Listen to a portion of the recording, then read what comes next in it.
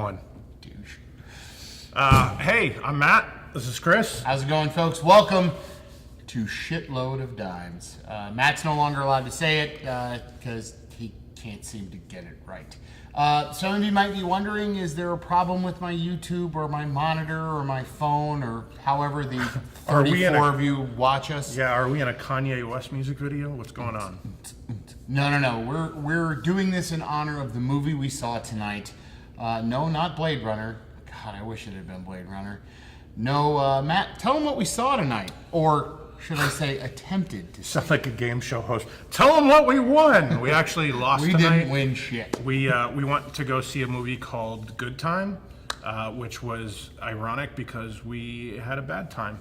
We actually left part of the way through the movie because we kind of couldn't handle anymore. It was it's kind of one of those things where like you're eating something and you're not really into it, but do you keep eating it in hopes that it's going to get better? No. And then halfway through you realize you really need to go to the bathroom and shit. Yeah, so we left, and luckily we're able to get some passes to go see something else, but this movie just wasn't for us. I'm more the artsy-fartsy one, I'd say, in us, and so I'm completely into sort of, artsy, pretentious, foreign, independent films, but this one just seemed pretentious for no reason. Yeah, it was a little pretentious for no reason. The movie focuses on two main characters, one of which is Robert Pattinson. They're brothers. His brother is played by someone I didn't even bother to look it up because I really don't give a shit. But his brother is mentally handicapped. It's established early on in the movie. Basically, they decide to rob a bank. Things go awry. His handicapped brother gets arrested, and then the rest of the movie is him trying to find a way to get money to get his brother out of jail. I guess would be the best way to put it, through some twists and turns. There's a twist that was halfway through the movie that I had actually figured it out before I intrepidly looked at the Wikipedia notes to see how the movie ended.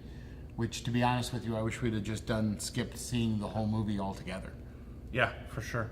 Yeah, and I'm sorry for that because that was my choice to go see it. Not your fault. I don't blame you. We sat in there and I was watching Chris and every once in a while he would look over at me like, really? You fucking kidding me? We're still sitting here watching this piece of shit? There was a look I gave him for at least 20 seconds that I don't know I if could he see saw it in my peripheral vision, yeah. To tell you how bad it was, Matt, who is usually very stoic and actually yells at people for looking at their phone in the movie theater, was actually looking at his phone in the theater.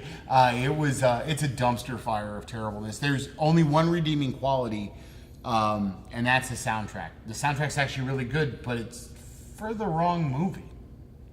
Yeah, agreed. There's a warp artist named 10 Point Never, and they're kind of a cool prodigy electronic artist. Makes a lot of cool music. A bit out there for sure, but it's kind of cool when you can see electronic artists that you've been listening to starting to make music for soundtracks. But I would have expected this music to be in something a little bit maybe less urban. The setting more for futuristic. It just didn't feel right. Yeah. Yeah, it should have been more futuristic. The movie takes place in Queens, and it takes place in Queens, I guess, modern day. So it would have been better Queens. If they had played like hardcore, punk or metal, or even hardcore rap or something, or even just go for the minimalistic and have nothing. I mean, yeah, true. The other major problem with this movie, to me, is the way it's shot. And that falls solely on the directors. This movie is told through close-ups pretty much only. I mean, it's... Not entirely, but the majority of it absolutely is all close-ups. Heavy close-ups. I mean, even the scenes where they were walking down the street, it seemed like they were very crowded in a two-person shot that really should have only been one. There's shots of walking or running, and those sometimes tend to get a couple of the longer shots, but... You're watching that a lot of times and just kind of wondering, why are we watching shots with people walking and running? Like, at what point does it serve? It seems like filler and a big waste of time for waiting for someone to get from point A to point B if what really matters is already happening at point B anyways. But Yeah, it just and I think you just put a fine point on it. This movie had a lot of pointlessness to it. There was no, just people showed up randomly in it. Jennifer Jason Leigh, for instance, shows up in the movie as Robert Pattinson's sugar mama, who is dependent on her mother to be a sugar mama. It's not really explained very well. Also, another thing that's not explained very well, it's briefly mentioned on the montage of opening credits, which I still baffles me. I don't understand how you have a movie that has 20 minutes of beginning, then they decide to show credits. Yeah. But in that montage, they kind of explain why they robbed the bank. It's because it was very quick, and I actually missed it. Chris told me this is the reason why they're doing it. There didn't seem to be a lot of decision making at all. No. You said earlier on is that they decided to rob a bank. They didn't decide. They just started doing things. Right. Everything that happens in this movie isn't because they decided. They just were doing. There seemed to be no decision. No. I think that they made a movie where they created a lot of tension and a lot of anguish and a lot of nauseating shots with a lot of close-ups and a lot of loud music to kind of disorient the audience to somehow make you feel more than what you should be, but they were missing a big part of it, and it was kind of called a story. It had a story, but I didn't give a shit. No, I didn't, because everybody was despicable, with the exception of the brother. The brother was the only person that wasn't. If you think about the movie that we watched, at least the portion we got to, Pattinson's character was a douche and was not likable at all. No, and Jennifer Jason Leigh wasn't manipulative. good. Manipulative. The grandmother that you never saw, but they talked about, she was not. She didn't seem like she was a good person to the brother. The brother was the only person who was redeemable, but he's in the movie for such a short period of time that it was bad. We had It was just bad. we looked up a thesaurus on the way here to do this, to go ahead and put up some words, because we thought pretentious would be, definitely one that really made a point. But what other words we got, Chris? Pompous, arrogant, ostentatious, hoity, Hoity-toity? highfalutin, showy, conceited, and my favorite, douchey, which is what this entire movie was. I've never wanted to give a movie a 0. Yeah. I don't think I can. I think I'm going to give it a 0.5 out of 10 dimes, a 0.5, because the music was good. But it was as I said earlier, it was for the wrong movie. Right. Yeah, good time was really like as opposite as it could be for having a good time, and Yeah. it's definitely like calling like a fat guy tiny, but this is opposite for sure. It's funny that we watched this movie because another film that we watched that both of us, I think Chris was a little harsher on it than I was, but I still had issues with the movie, was Atomic Blonde.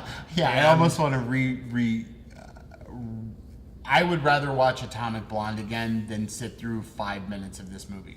Yeah. That's how bad it was. Robert Pattinson, we were sold a false bill of goods. If you watch the trailer after this review, and you see the trailer, it actually looks like it's something that you'd really want to see. As a matter of fact, Matt and I were very interested to see it after seeing the trailer. Oh yeah, But, and the reviews, the crime caper of the century, kind of things. They that we're robbed seeing. one bank.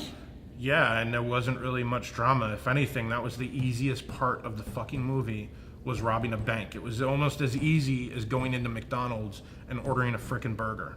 Almost as easy as breaking your brother out of a hospital.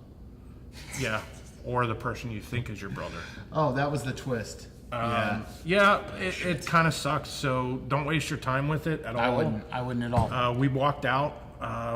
It's only the third time I've ever walked out of a It kind of movie. sucks that we're reviewing a movie that we didn't finish all the way through, but we definitely looked up Wikipedia to find out what we were missing. And after we read it, we didn't feel like we were missing anything at all. No, this video is a public service.